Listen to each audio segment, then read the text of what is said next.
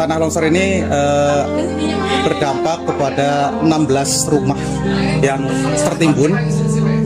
Ada 46 korban, di antara 23 diantaranya selamat dan 23 tertimbun atau meninggal.